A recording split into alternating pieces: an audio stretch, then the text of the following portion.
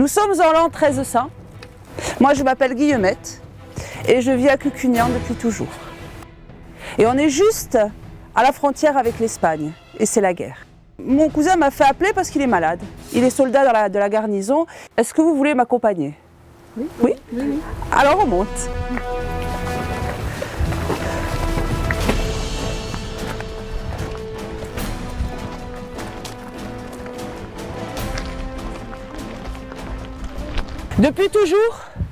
Depuis toujours, je vois Quéribus et Peyrepertus. Mais quand j'étais petite, ils n'étaient pas français. Ils appartenaient à un seigneur occitan, un seigneur du sud, le vicomte des Fenouillèdes. C'est une visite comptée. C'est un personnage, c'est Guillemette, qui se situe, elle raconte vers l'an 1300 et elle parle de son enfance, elle parle de la croisade, elle parle du catharisme et elle finit avec la frontière.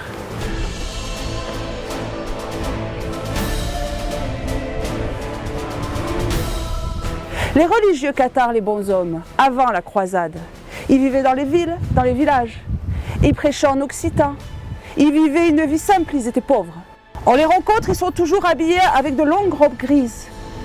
Ils sont impressionnants, un peu grands, maigres, mais on aime beaucoup les entendre prêcher. La visite comptée, c'est le catharisme, c'est la croisade, c'est pas toujours très gai quand même. Donc ils sont inclus des fabliaux. Et donc on fait ça de une qui s'occupe de la branche personnages et histoire et l'autre qui fait les fabliaux. Et puis, ils commencent à ramasser des cailloux, des rochers. Et ils les entassent, ils les empilent. Ça va faire une montagne, des montagnes, une chaîne de montagnes. Ne recule jamais devant l'avancée de l'ennemi. Souviens-toi, avant que tu dois être le champion du droit et du bien contre l'injustice et le mal. Reçois tes armes et sois un bon chevalier.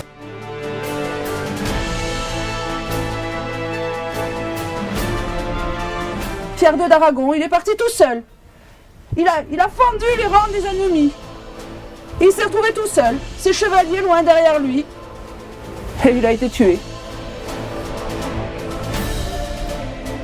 Trapo s'affeno alpe del fioc, tristo desconsolado.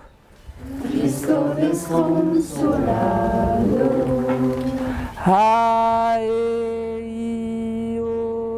En tout cas, ils ne sont pas nombreux dans la garnison. C'est une dizaine d'hommes.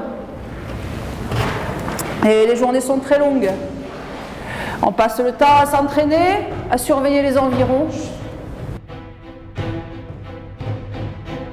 En mai 1255, Pierre Auteuil et une armée croisée mettent le siège en bas. Ils montent les tentes. Ils commencent à tailler les boulets.